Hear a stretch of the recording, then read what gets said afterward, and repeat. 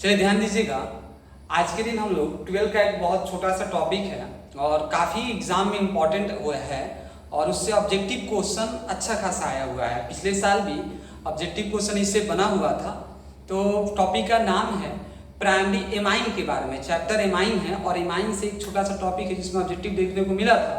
तो एमाइन के बारे में हम लोग देखते हैं और यहाँ से primary amine, secondary amine, tertiary amine ये क्या होता है इसके बारे में। और डायरेक्ट अगर आप पूरा वीडियो देख लेते हैं तो आपको 1 मिनट भी नहीं लगेंगे क्वेश्चन को सॉल्व करने में। तो उसको देखते हैं, समझते हैं कैसे आपको सॉल्व करना है। ओके, आते हैं वीडियो, ध्यान दीजिएगा। क्या है प्राइमरी एमाइन? तो पहले एमाइन के बारे में सीखते हैं। एमाइन होता क्या है? एमाइन का मतलब होता है कि एमाइन का जो फॉर्मूला होता है वो होता है NH2। एमाइन का क्या होता है फॉर्मूला? NH2। ठीक है। अब ये एमाइन को ना हम लोग 2 तरीके से लिख सकते हैं। अगर एमाइन का हम लोग प्रीफिक्स के टर्म में लिखें, किसके टर्म में?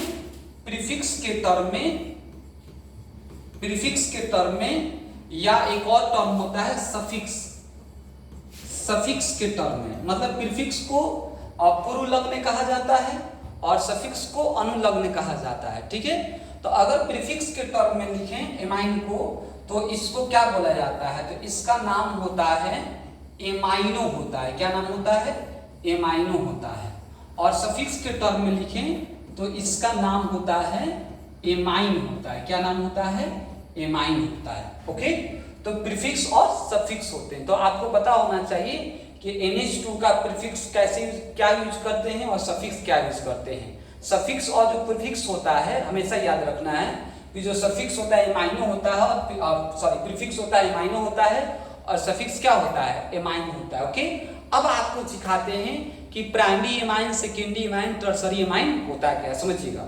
एक आपको डायरेक्ट एक ट्री बताते हैं, उस पर आपको लॉन्ग क्वेश्चन में आपको बताते हैं कि लॉन्ग क्वेश्चन कैसे बन सकते हैं। अगर आपको कोई पूछे कि प्राइमरी एमाइन क्या है, प्राइमरी एमाइन, तो प्राइमरी एमाइन का मतलब होता है, मतलब प्राइमरी एमाइन का मतलब प्राथमिक एमाइन, प्राथमिक एमाइन, द्वितीयक एमाइन, तृतीयक एमाइन क्या होता है। तो नॉर्मल एक याद रखिए ट्रिक कि अगर प्राइमरी एमाइन हो ना तो उसमें कुछ भी हो लेकिन उसके साथ NH2 होना चाहिए। क्या होना चाहिए? NH2 होना चाहिए। इस प्राइमरी एमाइन को हम, ये प्राइमरी एमाइन है, प्राइमरी एमाइन को हम लोग 1 डिग्री भी कह सकते हैं। कितना डिग्री कह सकते हैं? 1 डिग्री भी कह सकते हैं। अगर दूसरा नंबर कहें सेकेंडरी एमाइन, सेकेंडरी एमाइन क्या होता है? तो सेकेंडरी एमाइन में हम कहेंगे कि जो NH होगा, NH क्या होगा? के होगा NH होगा, सिर्फ NH2 नहीं होगा। क्या होगा? NH होगा। अब आप देख रहे हो कि ये NH, तो अब ये N जो होगा कितना बॉन्ड बनाएगा? इधर 2 बॉन्ड बनाएगा। तो आप देखिए प्राइमरी एमाइन में 1 डिग्री में कितना हाइड्रोजन? 2 हाइड्रोजन। ये कितना है? 2 डिग्री। 2 डिग्री में हम कहेंगे, मतलब द्वितीयक एमाइन में कितना डिग्री? 2 डिग्री। और 2 डिग्री में H की संख्या कितना? 1। H की संख्या कितना? 1 होगा। अब आते हैं तीसरा नंबर। अगर हम कहें कि टर्सरी एमाइन मतलब तृतीयक एमाइन, तो तृतीयक एमाइन में क्या होगा? सिर्फ N होगा। सिर्फ क्या होगा? N होगा। ये और ये क्या होगा? तृतीयक एमाइन। इसको बोलते हैं 3 डिग्री। कितना डिग्री? 3 डिग्री। तो सबसे आसान सा फंडा है आपको एमाइन समझने का। अब कहोगे कैसे एग्जाम में आएगा क्वेश्चन? पहले इसको समझते हैं। अगर आपके फॉर्मूला में पूछा प्राथमिक एमाइन बताइए इनमें से कौन सा है, तो उसमें कहीं ना कहीं आपको NH2 लगा रहेगा। क्या लगा रहेगा? NH2। और इस प्राइमरी एमाइन को क्या बोल सकते हैं? 1 डिग्री भी बोल सकते हैं। कितना डिग्री? 1 डिग्री। दूसरा का क्या है? Secondary amine. सेकेंडरी एमाइन पूछे तो आपको उसमें देखना है कि NH लगा है कि नहीं कहीं ऑप्शन। अगर NH लगा है तो NH के साथ कुछ भी जुड़ा हो, लेकिन आपको पता होना चाहिए कि NH लगा होना चाहिए। उसी को क्या बोलेंगे? 2 डिग्री। और अगला है 3 डिग्री। किसको बोलेंगे? तृतीयक एमाइन, टर्सरी एमाइन किसको बोलेंगे? वहां पे सिर्फ N हो। क्या हो? N।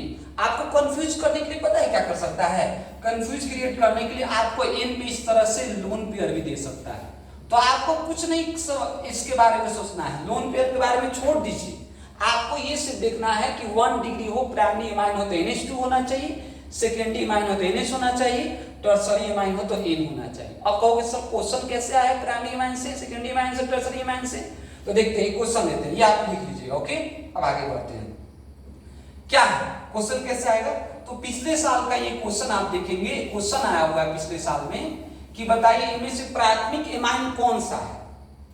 तो प्राथमिक एमाइन हम क्या बोले, NH2 रहना चाहिए। अब कैसे NH2 रहेगा, ध्यान दीजिए बोर्ड की तरफ।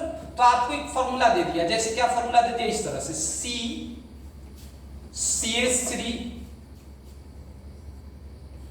CH3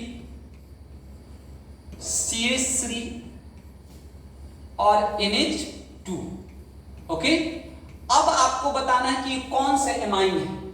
तो हम क्या बोले आपसे कि प्राइमरी एमाइन कौन सा होता है जिसमें क्या हो, NH2 हो। क्या हो, NH2 हो। आप देखिए ये प्राइमरी एमाइन है, सेकेंडरी एमाइन है, टर्शियरी एमाइन है। तो ये क्या है, ये क्या है, प्राइमरी एमाइन है। क्यों? क्योंकि इसमें क्या है, NH2 है। क्या है, NH2 है। अगर इस तरह से रहेगा तो ये कौन से एमाइन कहलाएगा, ये प्राइमरी एमाइन कहलाएगा। तो हम क्या बोले कि आपको primary amine, secondary amine, tertiary amine पहचानने का सबसे आसान सा तरीका क्या है, प्राइमरी एमाइन में NH2, सेकेंडरी एमाइन में NH और टर्शियरी एमाइन में N। ठीक है, तो ये अगर आपको कोई दिक्कत है, दिक्कत तो होगा नहीं, इतना आसान तरीके से आपको बता दिया गया। इसी तरह से आपको क्वेश्चन मिलेंगे। नेक्स्ट जो वीडियो बनेगा उस वीडियो में आपको हम बताएंगे प्राइमरी अल्कोहल कैसे पहचानेंगे, सेकेंडरी अल्कोहल कैसे और टर्शियरी अल्कोहल से। ठीक है, मिलते हैं नेक्स्ट वीडियो।